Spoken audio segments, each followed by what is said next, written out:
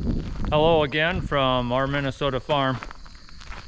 I took one of the horses out this morning early and exercised him. We put on just about 4 miles, so that was a good exercise for him today. And I thought I'd just make a video showing a little bit of what farmers do when they're not out in the field. I think it's pretty obvious to people driving by on the roads that when the crops are in the stage they are now, what are farmers actually doing with their time now? Well, a lot of the farming actually takes place up in the yard in preparation, getting things ready, getting things cleaned up, getting things serviced. And so today, for instance, I'll just give you an idea. I opened up the shed here before I took the horse out already. But what I'm going to be doing is this one has a scheduled time period right now for transmission oil to be replaced, and then these 2 filters. The one is the hydraulic for all the hydraulic remotes and stuff coming in and out, and the other one's for the transmission. And all the oil on this one is all together, transmission, hydraulic, it's all the same reservoir. And so it all gets changed out, and I'll change out those 2 filters. That's a pretty large job, as you could imagine, to do. I'm glad I don't have to do it all the time. Your service dealerships like AGCO and John Deere, New Holland, Case IH, those guys back in the shop, they're doing this stuff every day, as well as all kinds of things, you know, digging into motors and transmissions and trying to troubleshoot machinery. So they have big jobs ahead of them every day they come to work. And so I'm kind of glad I don't have to do that every day, because after I'm done with this transmission, I'll be very glad when I'm done. It's quite a job. Now on this tractor, because of the hours I put on it and so forth, I only have to do that once every 5 years for a complete oil change. However, these filters are going to be changed a few times along the way. And that's just to keep all the impurities out of the oil and so forth. Another thing is when everything comes in after harvest, everything gets changed oil on. And that's this filter here. So this filter, the crankcase for the engine oil, that all gets changed on everything. Combines, every tractor, every motor that's around here. So that takes a lot of time. Cleaning things up. Came the other day and I thought I got to get this thing done here before harvest because it's scheduled for a change of oil. And of course, after spring work, it was all dirty up in here. You get stalks, you get dirt, you get everything else. I don't want that, of course, getting into the oil. And so normally I clean them all up after harvest, so they sit clean all winter long. However, in order to do a job like this, I got to get it all cleaned up. Also, if there's an oil, like a hose or something goes wrong that sprays oil on your back of your tractor or wherever on the tractor, you got to clean that up after that's done as well. And so what I got to do is, this is the reservoir that I fill the oil in once I've drained it out, but I've got to get underneath that tractor, way underneath here, and I got to take out over 30 gallons of oil. And I got to do that with 2 5-gallon pails. And so, so I'll be doing that first, dropping out the oil, and I'll be changing the 2 oil filters, and then I'll be refilling it here at the reservoir. It's a little time consuming, plus you have to have some type of barrel that you can recycle that oil in, because you can't just dump this on the ground or whatever. It has to be recycled. So what I do is I use 55-gallon drums, and I put them in those. And then after I get like over 200 gallons or so, then I have somebody come and they pump them out and recycle the oil. So that's how we do that. So the first thing I got to do is I got to warm up the oil. I got to circulate it, get all those impurities and so forth kind of hanging up in the oil. So when I drop it out, I can get rid of as much as I can. So that's the first thing we got to do.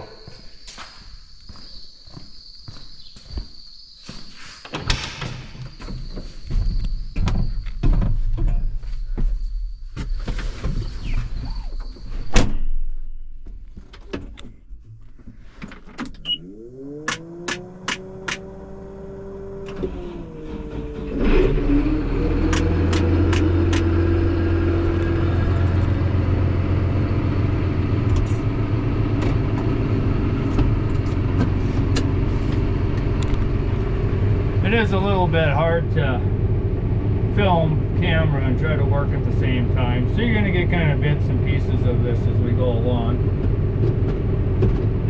All my equipment here has got some age on it.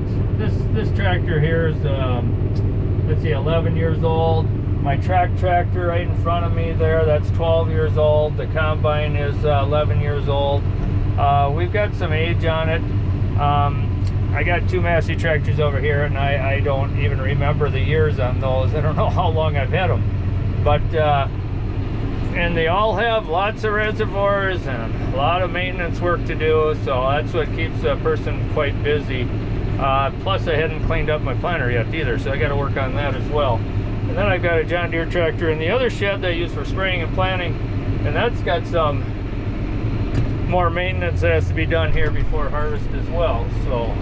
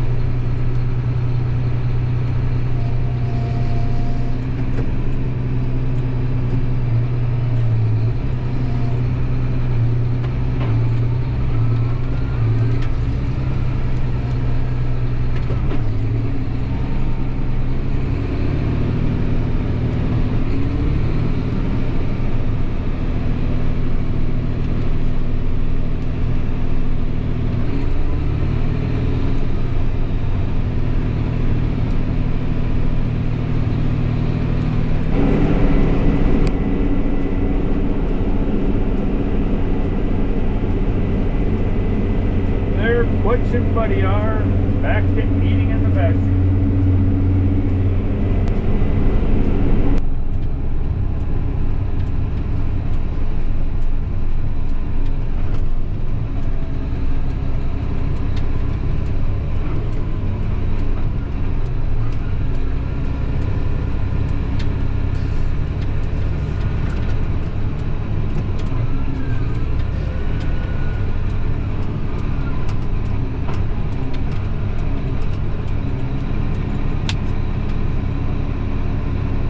Okay, we're back after taking it for a drive down the road, getting the oils warmed up, and we are ready to do the real fun work. Drive her in here just a bit further.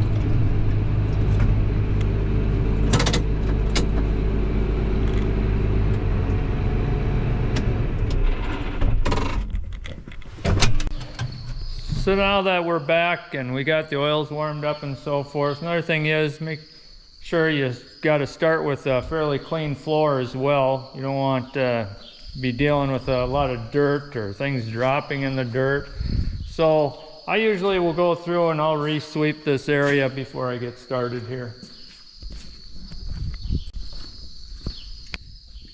So of course the first thing I have to do is have to get myself a wrench with, in this case it takes 1 1/4" socket. And didn't used to have one of these years ago, but they sure make the job a lot easier to roll underneath here. You got to get the nut loose.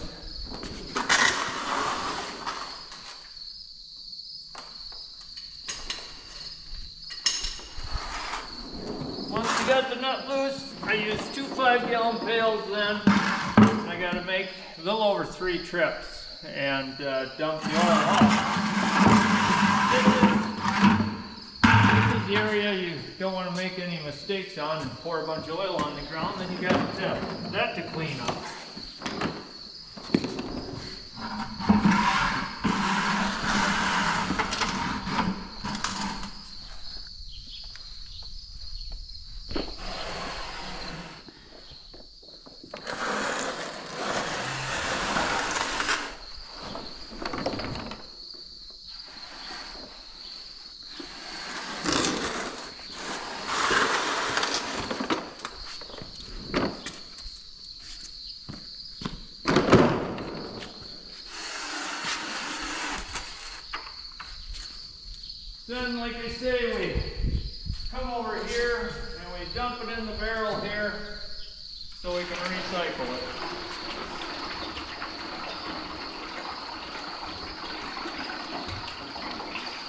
Okay, I've got most of the oil drained out. It's still dripping into a pail, the remainder of it. You can't get all the oil out. The system is so large because overall it holds nearly 40 gallons, but you can get 30-some gallons out and the rest remains.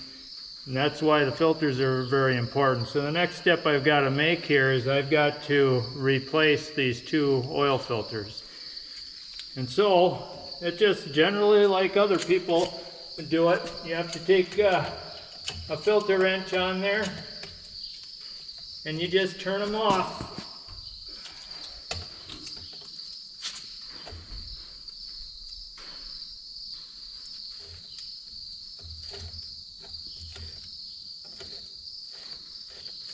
And you put a suitable pail underneath it because you know there's going to be some oil coming through.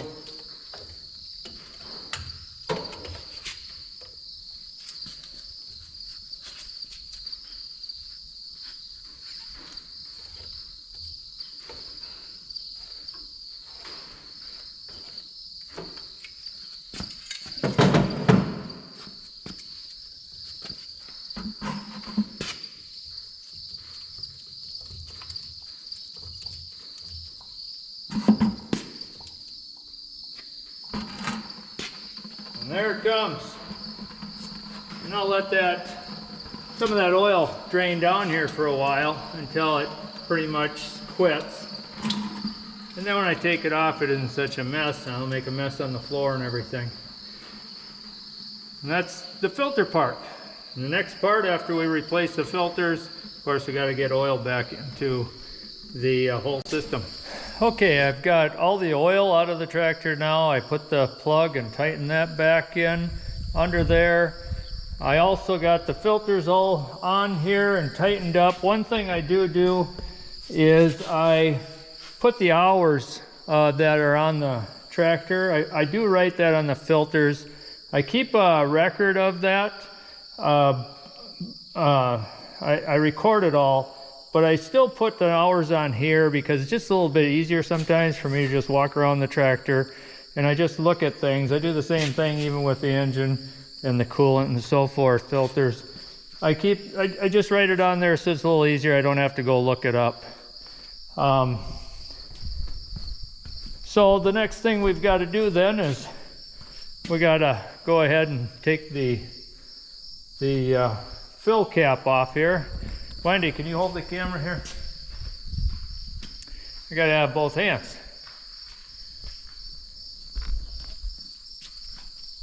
So then I'll take the fill cap off and then I'll lay my 3-point link down so I have plenty of room. And then we'll go ahead and put a funnel in there and we'll start filling her back up. Remember, it takes over 30 gallons, so it's going to take a while to do that. And me, I just use a 2.5 gallon container then, and which I keep filling out of my belt from my bulk over there. All my oil is delivered in a large truck out here, and they fill my bulk containers. Therefore, I don't need all of these containers and be adding to more garbage. They just haul it out in bulk. So I've got the oil all back into the tractor's reservoir and caps back in, check the oil. So the next thing I have to do is start it up and make sure that these filters aren't leaking, and then after it's had quite a time to have all the oil drain back down to the bottom, then we'll go ahead and check that oil again. I also have to turn it around because the next thing are the fuel filters according to the schedule. It's time to change those fuel filters before we go into harvest. So let's go in and start her up. One thing I do, my wife doesn't like it when I use those words. Okay, the one thing I will do is I will fill the oil filters on the transmission mostly full when I put them back on. That way the pump doesn't have to run dry right off the bat, and I don't really like to hear that noise. And see, it sounds basically normal right off the bat when a guy does it that way.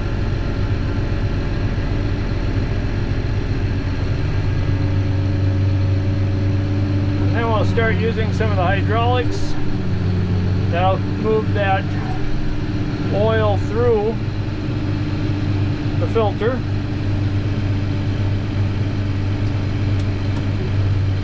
I'll raise up the 3-point.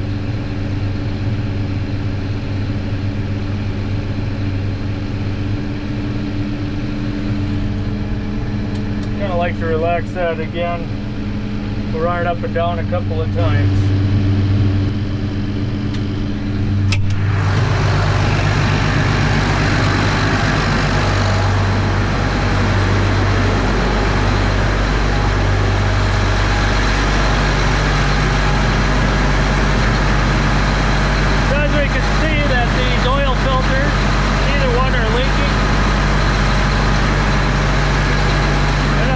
Check that plug once in a while as well, but everything looks good. So after I've run it, and I've run the hydraulics and run the transmission out of the shed and come back in and so forth, I'll come back, I'll make sure that there isn't any leakage around the filters.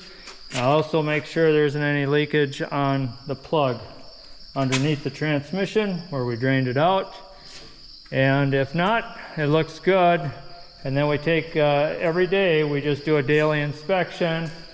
Every day we check the oil dipstick, which is back here, just to make sure. Sometimes, there have been times when I caught like a hose was leaking or something just because I saw the oil level was going down. So then I went and checked it out to see what the problem it was. Sometimes it was a hose just leaking. You do not want to run a transmission like this out of oil. That would be a very expensive mistake.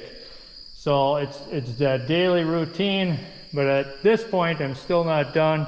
Still got fuel filters to do on it. And then to grease up the front end, the drivetrain and so forth. Everything else I've done beforehand. I got it all cleaned up and the radiator cleaned up and so forth. So, you know, this is one job for me.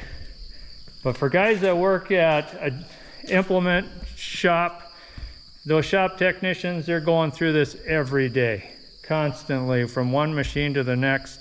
Some come in just a mess, especially combines, and they're dealing with the dirt and the mess. And one thing we wanted to feature on our videos, if we're going to do them, is we wanted to feature all those other ag businesses. I know there's this concept out there that they say, you know, be aware where your food comes from, and they always point to the farmer. And you see all these farmer videos, and they get pretty popular on the YouTube and so forth. But really, I want to stress, if you want to thank somebody, sure, thank farmers, that's fine. And we sure appreciate it. But thank the shop technicians that get up at 6 o'clock every morning and go to work no matter how hot it is, no matter how cold it is, no matter what the conditions are. They sometimes have to make field calls in the roughest conditions. I mean, we can't operate without those guys. We can't operate without the guys at the elevators that are eating dust every day or driving those long miles of truck with grain trucks over the road to deliver products to, you know, ethanol plants, or to use that corn for feed. Soybeans as well, for soybean meal, what have you. Our products get turned into a lot of things, and there's a string of people out there that work hard every day to get that food to the tables, not only here in America, but around the world. They all deserve a gratitude of thanks because it isn't like farmers years ago, when farmers would get fertilizer out of the back of their cows and their horses, and they'd grow the fuel to keep the farm running out of the ground, and grass and alfalfa they put into their horses to have power that way. I mean, back then farms were pretty self-sufficient. Today we can't operate without everybody else's support, basically. Not only that, but everything's getting so much more complicated. I can't run my planter without a satellite. I can't, it will not plant without one. And so, you know, it goes into people that run all those programs and computers, software. I mean, they're all a part of ag production today. And so just keep that in mind when you think about where your food comes from, because there is a vast amount of people out there that are responsible for it. And they all work hard, and they all work long hours, and they're dedicated to their professions, and all for the same reason we are. You know, I love what I'm doing. I wish I could do it till I'm 80, 90 years old. I don't think my health would last that long, but they love their jobs as well, many of them. Some probably not as much, because they're pretty dirty jobs, and they're rough jobs, and they take a toll on their bodies. So just keep that in mind, and that's why we wanted to also feature a lot of those businesses that support us as well, as you probably saw in our trailer. So until next time, thanks for joining us here at Our Minnesota Farm.